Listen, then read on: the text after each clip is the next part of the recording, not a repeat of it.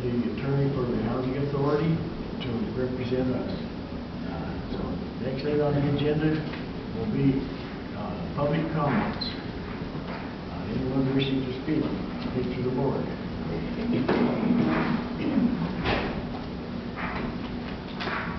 Are you going to? I was just wondering, are you going to introduce the topic? You'll have to speak up. Are you going to introduce the topic on which we're going to speak? Okay, you may introduce the topic.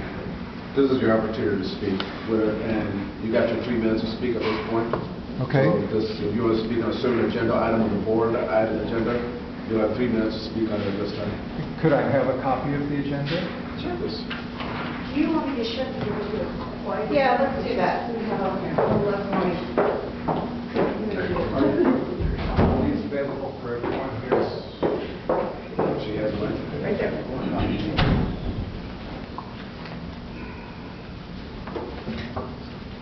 Thank you. Sure.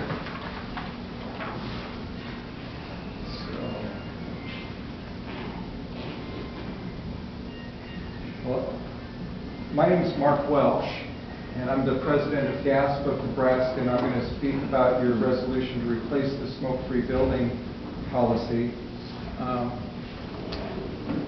Actually, did you two want to start? Mom, did you want to start, or would you like Mark to start? I'd like Mark to start. Okay. My comments are going to be focused on the e-cigarettes. And I'm just going to read a few statements from the HUD guidance on instituting and enforcing smoke-free public housing policies. This is from the National HUD. It was sent out earlier this year.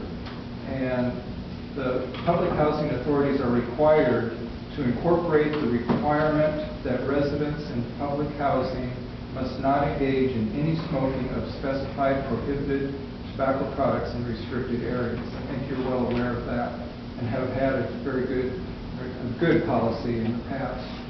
It's too bad it hasn't been enforced very well. The smoke-free rule allows public housing authorities the flexibility to implement the smoke-free policies to include prohibition on electronic nicotine delivery systems and to require for an entire campus to be smoke-free, which your draft policy is going to do. There's evidence that has been revealed that the aerosol exhaled by the electronic cigarette users contain nicotine and potentially harmful ingredients, but public housing authorities have the flexibility to prohibit the ends in their individual smoke-free policies. And allowing electronic cigarette smoking would make it even harder, if not impossible, to enforce your smoke-free policy, because people wouldn't know if they're smelling an e-cigarette or smelling a real cigarette, because they can smell very much the same. Your violation, in my opinion, it's ridiculous to reset the counter for people who violate the rule. If they break the rule once, twice, 3 times, they should be evicted. It doesn't matter if it happened in 6 months or a year. They know the rules. They should be held accountable and protect the people that are forced to breathe their smoke if that happens. The Public Housing Authority may terminate the tenancy at any time if a resident behavior disturbs other residents' peaceful enjoyment of their accommodations and are not conducive to maintaining the property in a decent, safe, and sanitary condition. That means you can evict them the first time they do that. 15 seconds left. Okay. And the reasonable accommodation request applies only to people with disabilities, and smoking is not a disability. So you cannot allow people to smoke under that. Your time is up. Okay, thank you. Mr. Walsh, just for the record, I want to know for the record that you did provide comments to the smoke-free policy to the staff, which ultimately your comments have been provided to the board. Mr. Walsh's comments to the policy have been provided to the staff, which is ultimately provided to me as counsel and to the board, correct? I just want that to be the record so that everyone is aware that we do have written comments from GAS on this issue. Okay, thank you.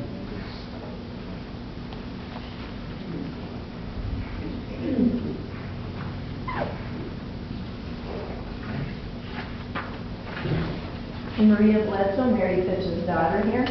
I would like to ask the board to please do not pass this policy. It sounds wonderful, like you're going to be a complete smoke-free facility and property. That's not the case. The present policy, you give the tenant 3 chances and opportunities before they're evicted. The new one will give you 6 chances now. If you pass this new policy, the first chance they will get a verbal warning. The second one, verifiable. And that's if they can verify. Verify, we have learned, requires a camera inside a person's apartment. How many of us can get a camera inside a person's apartment to verify? Third one is the verifiable violation, and then they will be evicted. This new one, if it passes, after 3 warnings, the slate is clean. You can now start all over again. The number one issue here is to protect not only my mom, but every single tenant in this community. We all know what the effects of secondhand smoke. I have seen firsthand with my mom. I will do anything in my power to protect her, which I'm sure each and every one of you would do for your own parent as well. This is not protecting the community or the tenants in these buildings. And I beg you and urge you, do it on your own heart, because the secondhand smoke destroys and kills. My mom was in the hospital, and she is a living testimony of what it did to her. The 3 months she has been at my house, there has been no wheezing issues, no inhaler machines, no oxygen machines. I go around, we went door to door. This was my mom's idea to get a petition started. You now have 50 people there out of 83 units. A few of those are empty units as well. That's well over 50%. Just going door to door and talking to the tenants in these units, you would not believe the comments that we got from these people. We've learned that there's a reasonable accommodation sent to one that is a smoker. It's a disability. She's wheelchair and oxygen bound, yet someone here on this board or ED has been given them reasonable accommodations to continue to smoke inside their building. I mean, you ask for the building to blow up with the oxygen tank and cause another fire like Jeannie's building had, and put these people at risk. You know, there's so many things with the smoking issue that everyone says it's up to the ED. Well, I beg you as a board to be a board. 15 seconds. Because a board is not a dictatorship. And that's what we have seen has been going on. It should be the board's decision, not one person. Have you ever had an attorney present at any board meeting before? We do not have an attorney. You're paying for this fee. Not us, it's the board. This is money I'm sure that you do not have in the board to pay for. Thank you.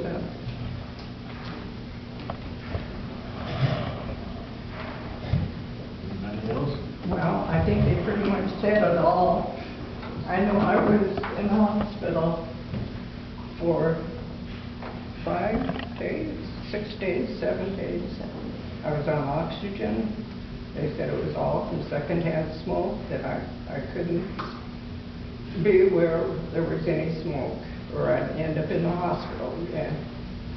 And Kim knows this. I gave her the 3 different doctors' letters saying about the smoke, and I just pray for all the other people who have a smoking issue, that they're smelling smoke in their apartment too. And I think we should have special apartments for people who smoke. Let them be in one unit, and then in order to protect all of those of us who do not smoke. Thank you. Anyone else? Any comments? Okay, and we will close the public comments. I can't hear you, Don. I'm sorry, I can't hear you. Huh? I can't hear you. Oh. We'll close the public comments now. Move on to the next part of the meeting. Next part is a motion to approve minutes mailed out at the regular meeting held on September 12, 2017, and the special meeting held on September 28, 2017. Before that, I did not receive a copy of the special meeting on September 6th. I got the one for the special meeting on September 28th. Did you get one on the 6th? I can't confirm that. Anyone? Special meeting on the 6th? 6th of September. 12th of September. No, we have another one on the 6th. 12th and 28th. I've got my own personal notes that I took on that day, so I know we had a meeting. But I did not get a copy of the minutes. And the other issue I have is September 12th, our regular meeting. I asked to be on record when I asked if the tenants' comments and concerns was not on that agenda, and was that going to be a permanent thing or just a one-time thing? And that was not also in the minutes.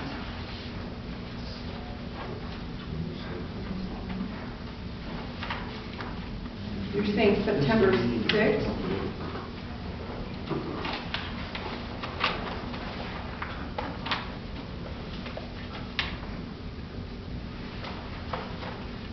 I don't know. Well, I wasn't here by myself, I know that, I got my own notes. But I did not receive the minutes of that meeting. Agenda on the 12th.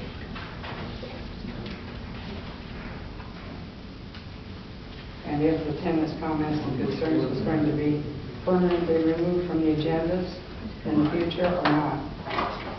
Should have been included in those minutes on the 12th.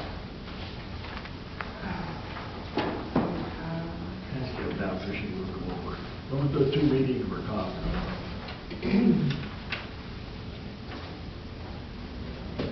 You probably won't. This is the 12th, I have that. That's okay. And I have None of Friday. us have the 6th, Vivian. What? None of us have the 6th. I wonder why. We call it 6.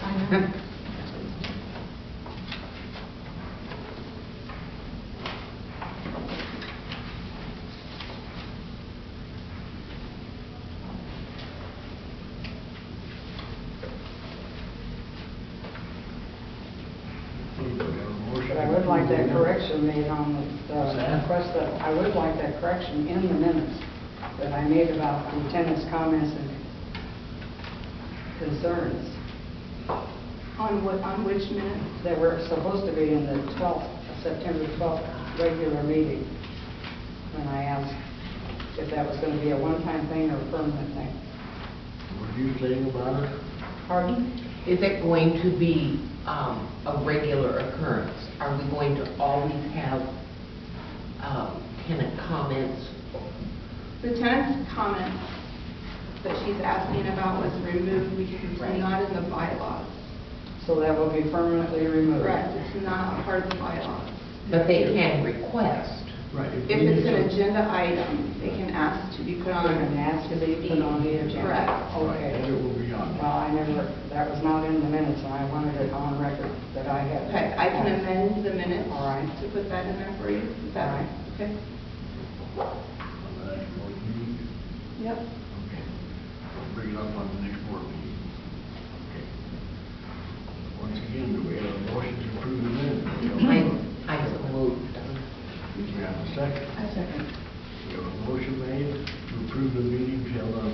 12 to 28. Second on that, all in favor, say aye. Aye. Opposed? Nay. Motion passed. Next on the agenda is to review the bank reconciliation paid out, mailed out for September and October of 2017.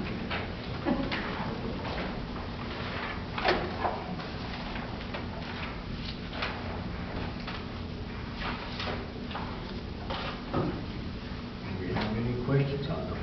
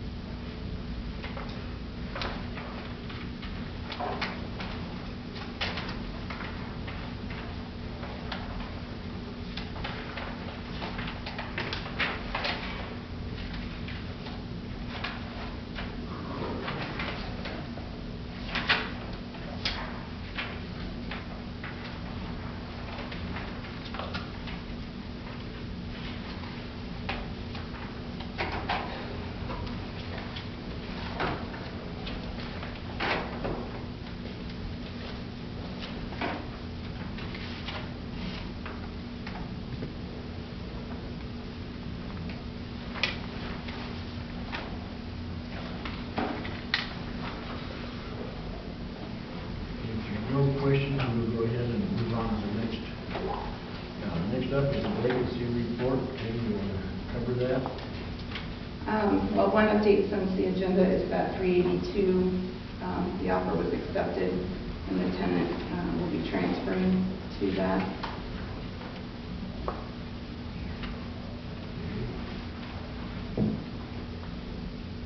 The only vacancy we have would be 164 to the 2-bedroom, and then newly vacant or coming vacant will be 371.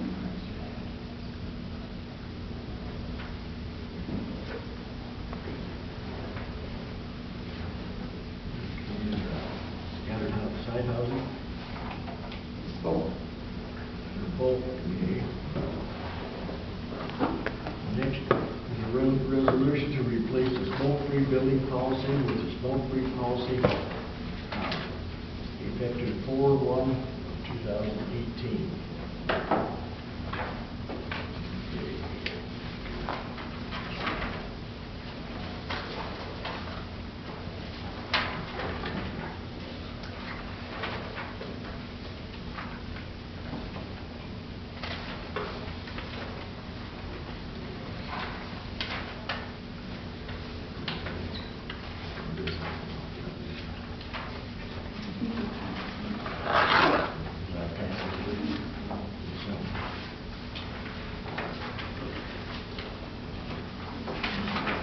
Right there. Oh, there. Okay. Everybody has a copy of this? They do not have my lens in my car. Oh, here. I will go get it. All right, thank you.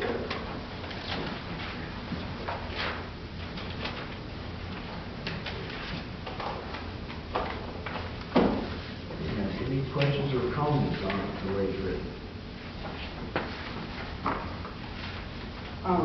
I have a question. The final rule from HUD that they proposed was the 25-foot, no smoking 25 feet from any building, correct? And it's up to the flexibility of the PHA whether she wanted to go total property. And that's what our policy is, going total property, right? That's what the draft policy states, yes. Okay.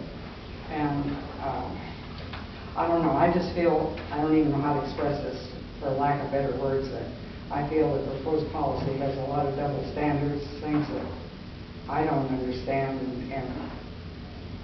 and I don't agree with the reasonable accommodation policy. For the disabled. I think if we're going to go smoke-free, we go smoke-free, period. Let me ask you this, that if you was totally handicapped, but you was a smoker, and you was allowed to smoke e-cigs, strictly in your apartment, nowhere else, Who allowed and you you to could smoke not get out e-cigarettes? by yourself to smoke. Yeah, but who allowed you to smoke the e-cigarettes? Pardon? You mean they're smoking them right now? They're not supposed to be if they got. Well, actually, that's right. But what we're talking about, the new draft, you're not allowed to smoke it unless, and I don't know if we have a policy, can they smoke e-cigarettes in their apartment if they're totally disabled? Right now, e-cigarettes, no smoking inside is allowed, period. Everything, tobacco, e-cigarettes, outside. So they're not right now. But if you were totally handicapped and you were so dependent on that, you couldn't take that habit. We don't have anybody totally handicapped. If you was, if we can get somebody that moves in here. But we're instigating a policy right now. We have no totally handicapped, so why would someone move in here knowing that they couldn't smoke? If it's in here, we cannot say, you can't move in here because you smoke e-cigs. We can't say, you cannot move in here because you smoke. No, but we have to make them aware of our policy before they sign that lease. They get a copy of it and they have to read it. And they're made aware of that there's no smoking on the premises if this goes into effect. There'll be no smoking on the premises whatsoever, not even in your car on the premises. right. Now, if you came to us, we can't ask you if you smoke. So you take this, but you're handicapped. But And you're you made aware of request- that. You request to be put on that list that you can smoke e-cigs in your apartment only, because you cannot get out of your apartment, period. How would you feel then if it was you in that situation? I would probably have to go somewhere else. Maybe you would, but if you was in that situation, you probably would not feel that way. You would feel discriminated against. I think that the smokers right now who have an addiction, Okay. and as a previous smoker 25 years ago, I had an addiction. I felt handicapped with that thing. So then I would feel like that's double standards right there. And I know they say smoking is not a handicap, it's not a disability, but anybody that's truly addicted to tobacco knows it's a disability because you don't want to be doing it. Well, there are people that are so addicted. I can give you an example. My brother, very heavy smoker all his life. I did for a long time. But he developed throat cancer. They done surgery. They took part of his voice box. When he left the hospital, they told him, if you smoke another cigarette, it will come back. When he left the hospital, he lit up a cigarette. And he didn't last 6 months because he wouldn't quit smoking. He could not quit smoking. That's a typical. Well, I'm saying if anybody's disabled and they come here and they go over that lease and they know there's a no smoking on us, that should be a given right there. I think we should either go totally no smoking, period, of anything. When they get that and say you can't have this apartment? On this one, this is a policy decision that the board has to make on this particular issue. I think the reasonable accommodation is a case by case, so it's not a blanket situation. Each situation would have to be looked at based on its own particular set of facts. So, you do have that flexibility contained within the policy now. Whether or not that gets exercised, I don't know. I don't know what scenario under what that would occur. But it's a policy decision that you as a board have to make. So that's the advice I can give you on that particular issue. So if the majority of you say you want it that way, then that will become the policy. If the majority of you say you don't want it that way, then that will be the policy. May I say something just real quick? I wanted to ask you just a real quick question. When you do the newsletter out, could you put that in there that there will be no smoking in the cars? You're not allowed to speak. Oh, I'm sorry. The other issue I brought up before was about the reasonable accommodations is made by one person only, whereas the board has to make the policy or approve the policy. And I think the board should be involved in approving reasonable accommodations. Although, as counsel for the agency, I will advise you against that course of action. I think I've told the board this in the past, and I've represented multiple housing authority boards in the purpose of the board is to set policy, and then you hire an executive director and staff to implement policy.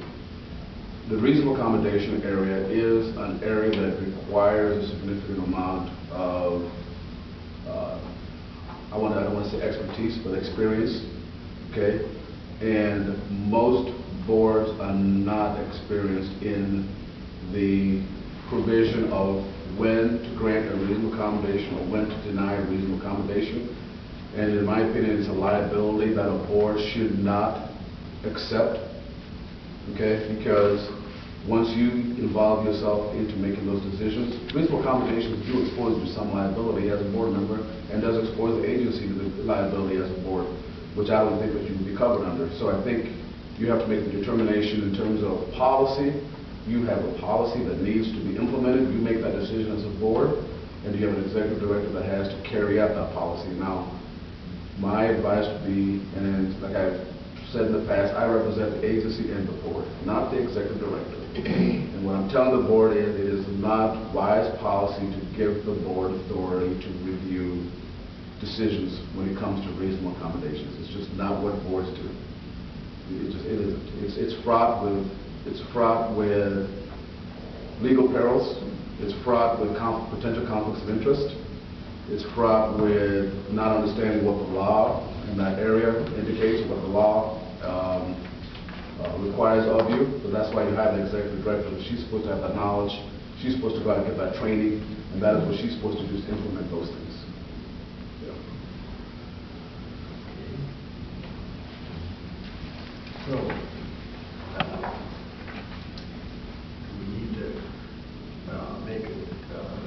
take a poll on reasonable accommodation. I know maybe it's suggested.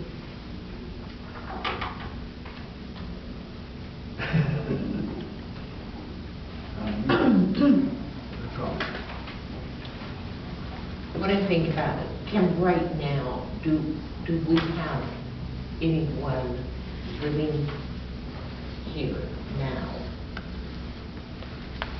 that when this policy goes into effect, that it would be a problem? Could it potentially cause homelessness for someone? I believe so. I can tell you I've not had anyone request at this point, that this policy's been distributed to everyone, and no one's requested to apply for it or request a reasonable accommodation. No, I think what you got to recognize is that in the reasonable accommodation realm, this would be, in my opinion, I don't know what the experience of Blair Housing Authority is, but in my opinion, this would be a very limited circumstance where I think you can move granting these reasonable accommodations, because what the law requires is a disability. If you've got a type of disability to request. So when you have both of those, then you have a request that should be granted. If you don't have both, there's got to be some rational relationship between the disability that's been identified and the request. And if the request is to allow you to smoke e-cigarettes in your unit, then we got to go back to what's that disability that requires you to do that. So what you're looking at would be a very narrow set of circumstances where that would ever be approved. At least that's my opinion. It wouldn't happen at all. Correct. It wouldn't happen at all. And we have It's that unlikely. It's unlikely that it would happen very often. Yes. But it's there in the event that we had someone that. And in the event, then we would be discriminating, correct? Would you? With it. If we didn't have that. If we didn't have that, Phrase in there. You will potentially have a potential reasonable accommodation violation. But I think it's a limited circumstance. I can't imagine it happening on a regular basis. Now, there are doctors that will write anything.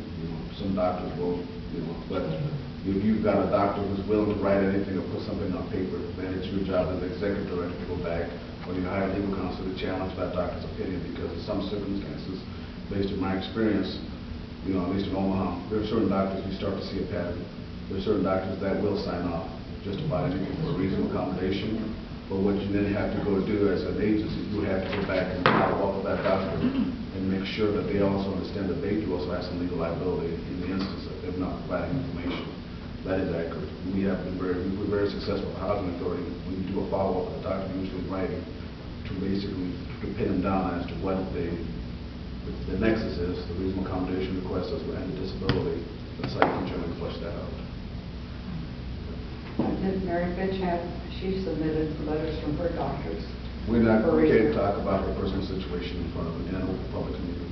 Well, I mean, I'm just saying it was submitted. Yes, it was submitted, correct. That's about all. I mean, I would advise against talking about any particular resident situation in an open meeting.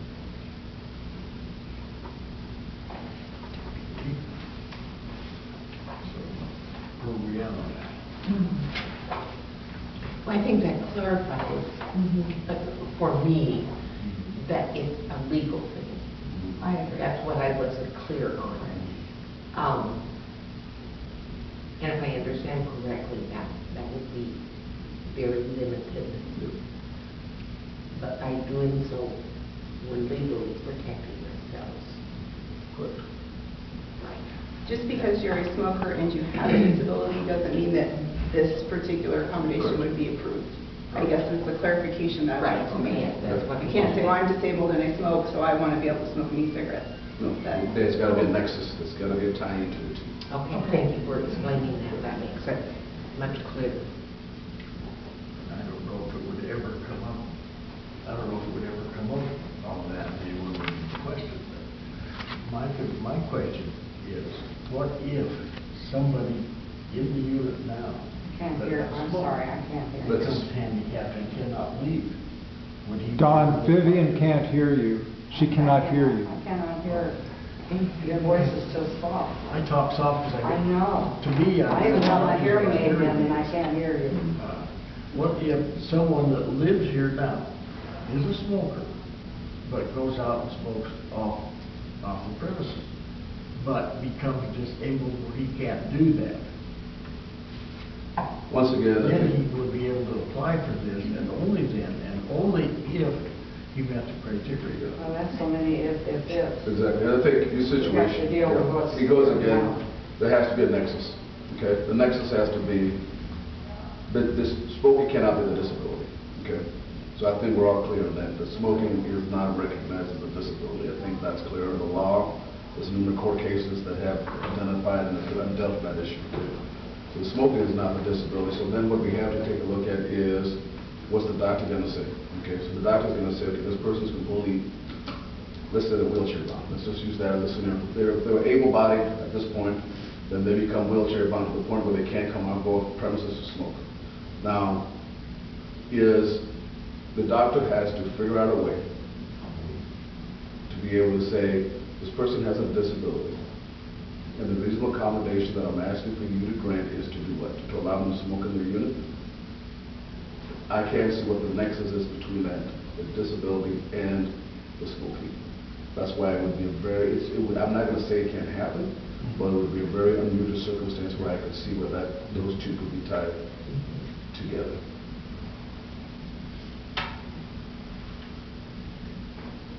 So, should we put it up to a vote as to whether to take this out or not? Would that be? That is appropriate. That's what you want to do. It's called a motion to bifurcate. You can basically take that portion, vote on that portion alone. If that portion is in dispute, I mean, I guess it's since Vivian. I'm not even hearing. I don't know. So since it's Vivian's dispute, Vivian can make a motion to withdraw that portion, and then you can vote that up or down, and then you can vote on the policy without that. The reasonable accommodation, you mean? Yeah, and so if Vivian does not have a second, then the motion would die. Then you would turn around and vote on the policy as a whole. Okay, so since it's Vivian's concern, she has to make a determination how she wants to proceed. She needs to make a motion to withdraw the reasonable accommodation, and somebody needs to second it. If there's no second, then it dies, and then you can go on to the next issue.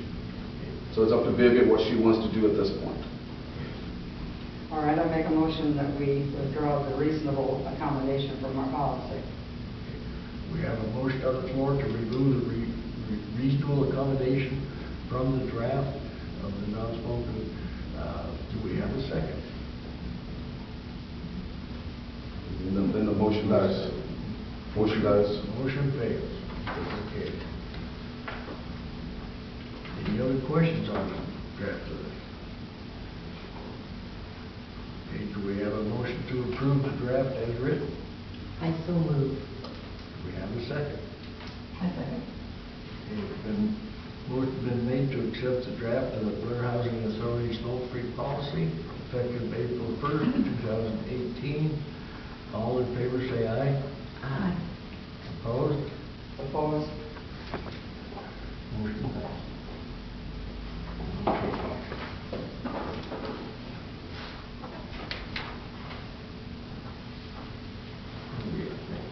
Okay, resolution to amend the ACOP effective 1/1/18.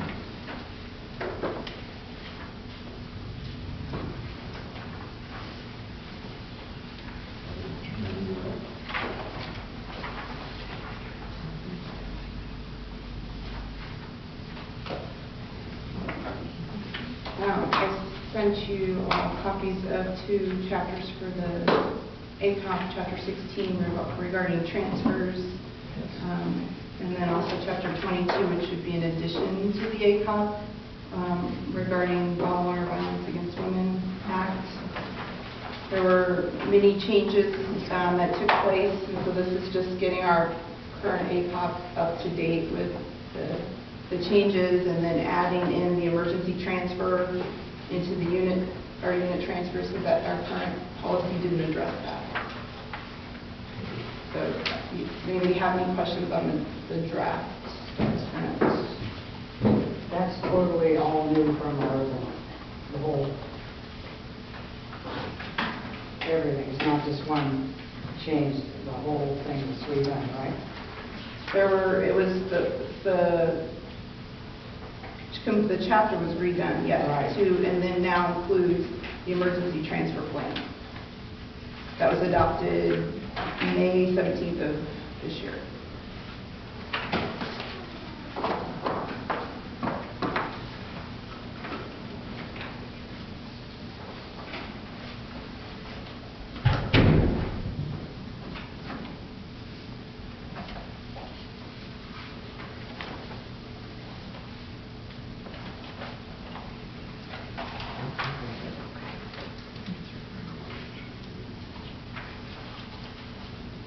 There were a couple other word changes.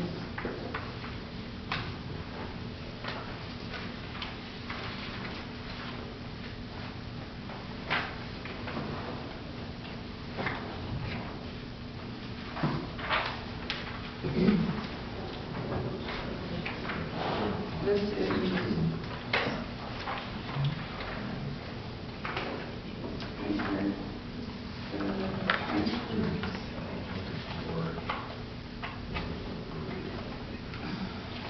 right here, 22.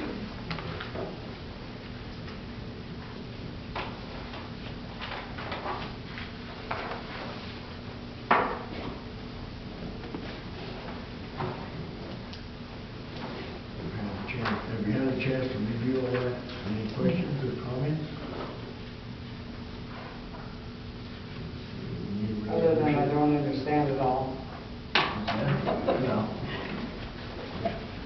We need a resolution to amend the ACOP effective 1/1/18.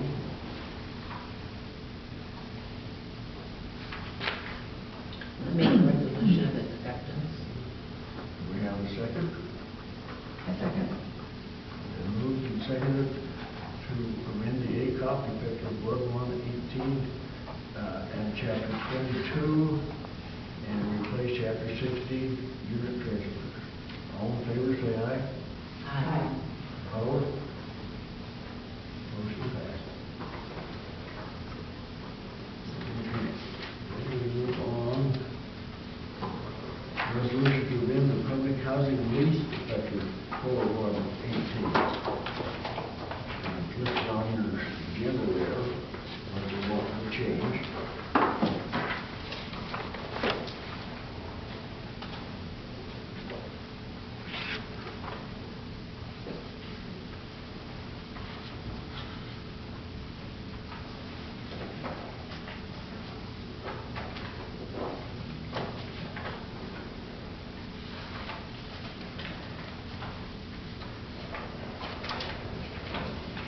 Could I get a copy of what you're looking at now?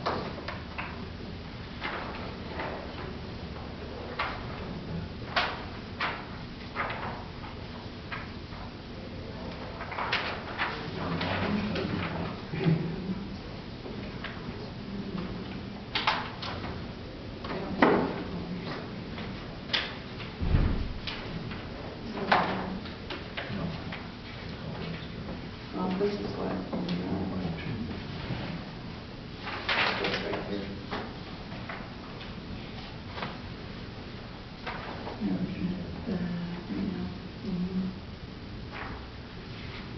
Are we opening this up for discussion? Don, I would like a copy of what you're looking at right now. We'll provide it to you after the meeting. I would like it now so I can see if I want to speak on this item on the agenda. The open records law requires you to provide information to the public at a meeting that you're discussing things. Go ahead and continue. We'll provide it.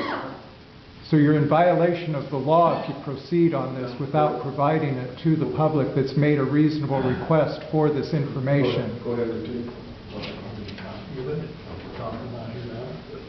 Yep, this one. Go ahead. I'll get him a copy. The agenda was available 48 hours before this meeting. Okay, I'm asking for it now. If it was available 48 hours ago, I would like it now. It's not available at this point. I will get you a copy after this meeting. Go ahead. Excuse me. Okay, we had a chance to look it over.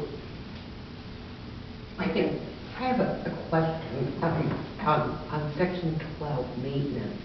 Landlord agrees to, including elevators supplied. Could you clarify? Okay, so the lease currently reads, including elevators supplied or required to be supplied by the landlord, and we don't have any.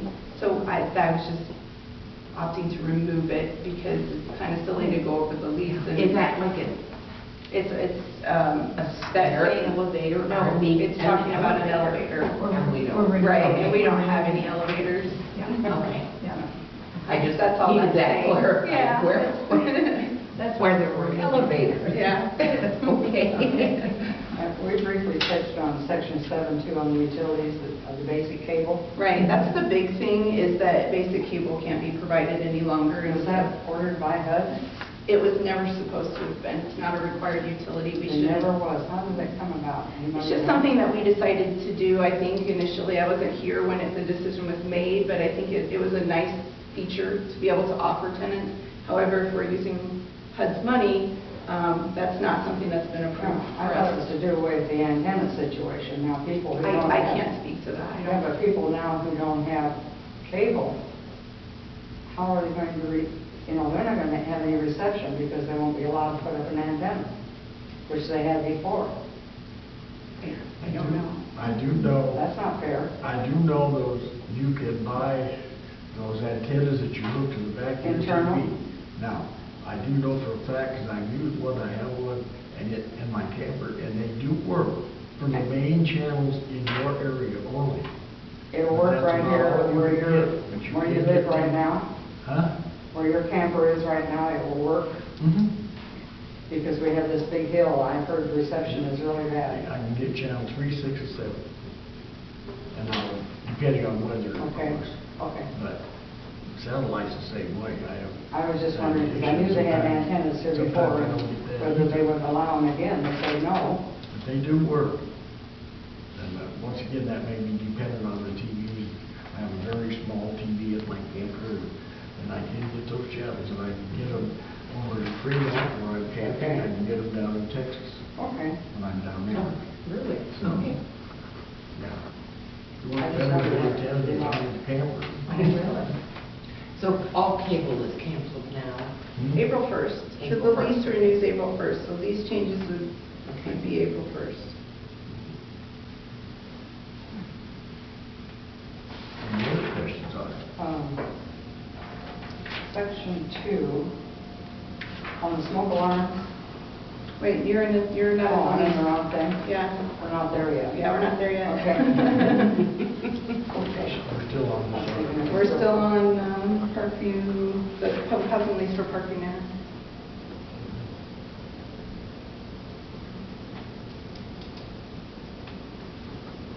Okay. Well, you've gone to the attachments, which is the very next thing.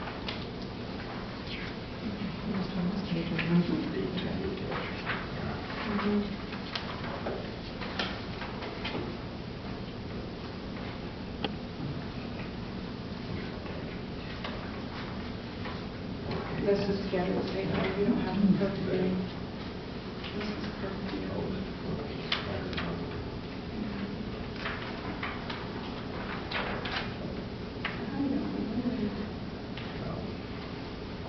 Got all these listed here. Right. And we cover these, and then we make a resolution and accept all of them. That's what you're showing here. Yeah, I think so.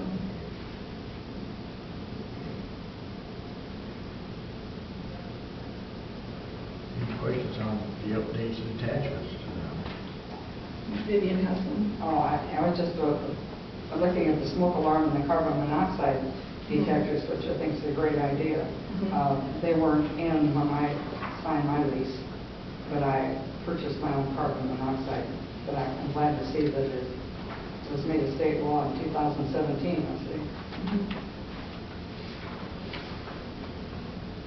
I still am wondering why these so-called smoke alarms don't go off when you blow cigarette smoke at them. You can't cook. Cigarette smoke won't You set can't fire. fry bacon, you can't cook, they go off and they scare the living daylights out of you.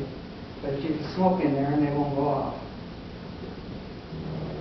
Do you have first-hand knowledge of that? I was going to say, how do you know that? Do you have Ruby Campbell and her boyfriend both were chain smokers. All her kids were chain smokers.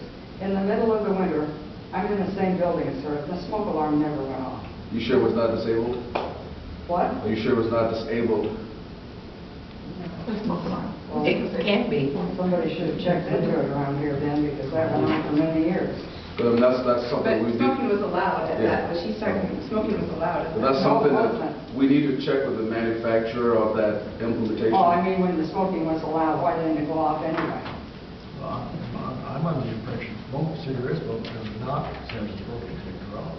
Well, in an airplane, you go smoking the register, Or it will set off the alarm, you know. I think what you may want to do is you may just want to test, More of a heat sensor.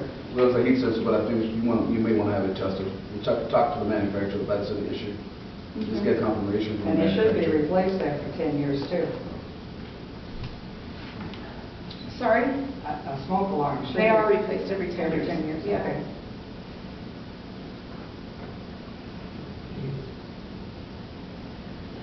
Well, now, under changes to public housing lease scattered site.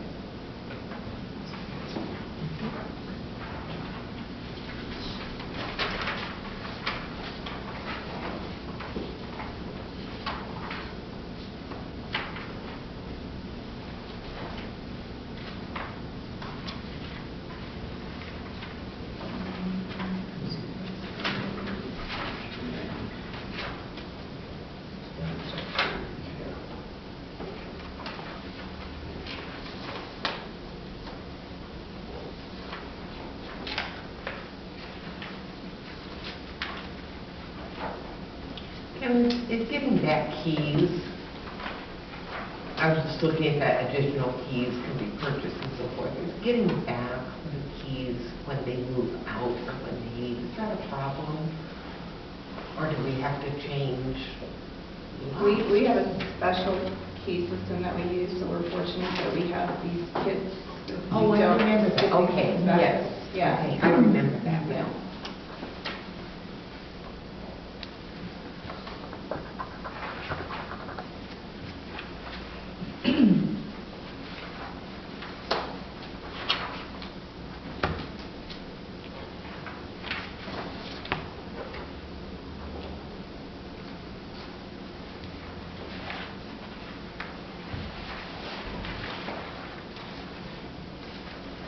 Any questions on that section? update to the attachments to public housing lease scattered site.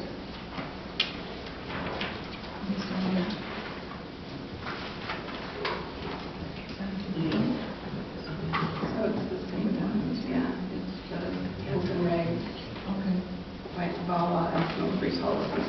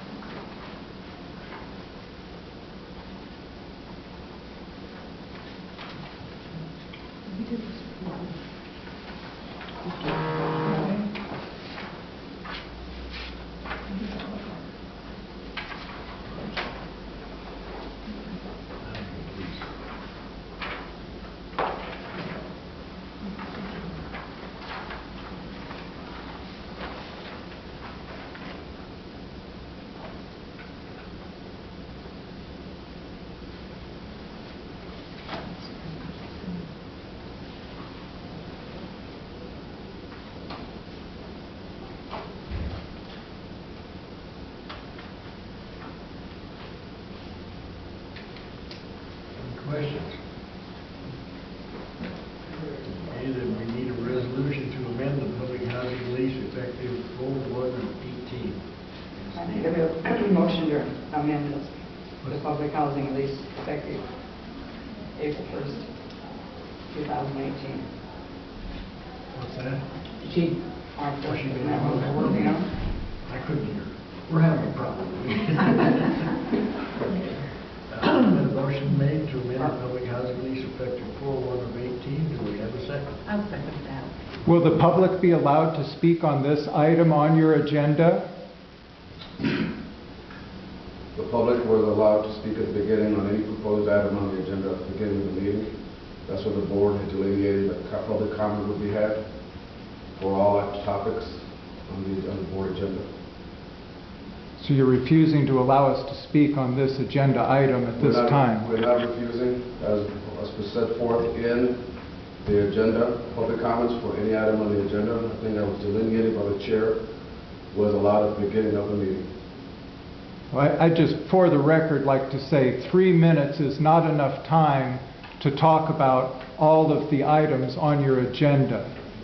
That's very unreasonable to try to make us do that. Okay. That's a matter of policy that we will review. We'll review that with that determination of that request. Okay.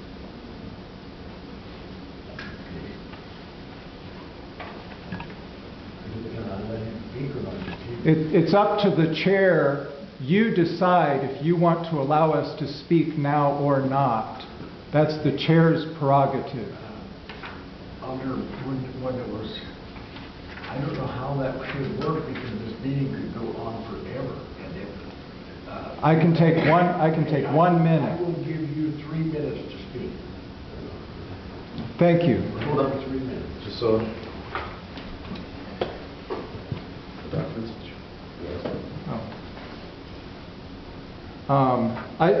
My name is Mark Welsh, for the record, and I just would like to make a couple statements about the what you're just talking about the lease.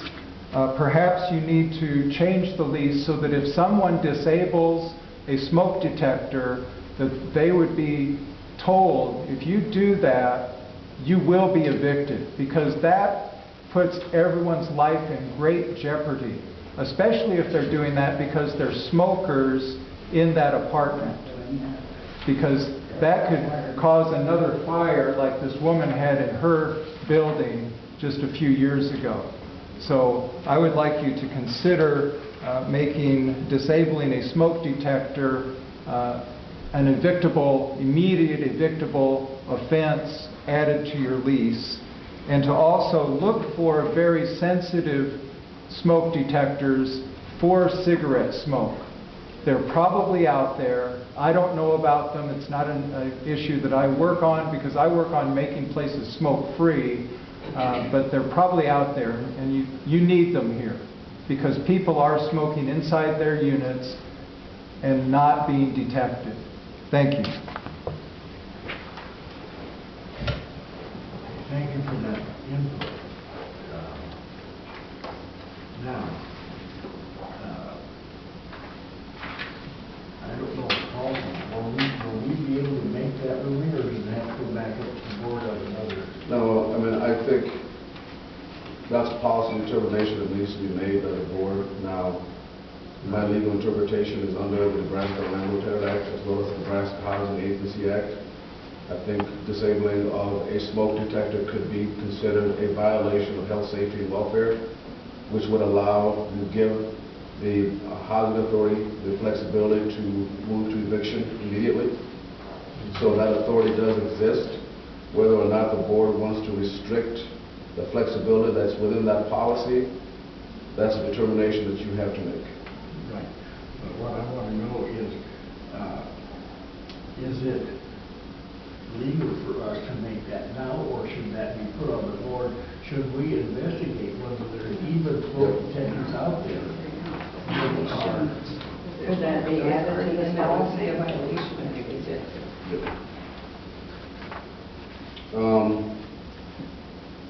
I think that the big, so you're asking whether or not you need to make that part of the policy right now if you want to restrict that ability. You can do that now if that's what you want to do. Right. Or do we want to? Or do you want to investigate it further and have her come back? We need to find out if there are even smoke detectors out there that will. That issue is, you need to leave that to your executive director in terms of the smoke-sensitive smoke detector, that she needs to come back and report to you. So she probably needs to investigate that and come back to you what she's found to determine whether or not what you have in place does detect, and if it doesn't detect, what the alternatives would be and what the cost for that alternative would be. So that's something that you probably need to task her to do. Yeah. I think that would be the way we want to go, is to investigate that further Okay. for your sake. Yep. We'll check that out, find out if they're available, and we will discuss whether we should put that in the policy or not at the next meeting. The next regular meeting. Yep. The next regular meeting? Right, the next regular scheduled meeting. Okay. Okay, we have a resolution to amend resolution to amend the public housing use effective 4/1/18, and we have a second on that. All in favor, say aye. Aye. Opposed? Okay, motion passes.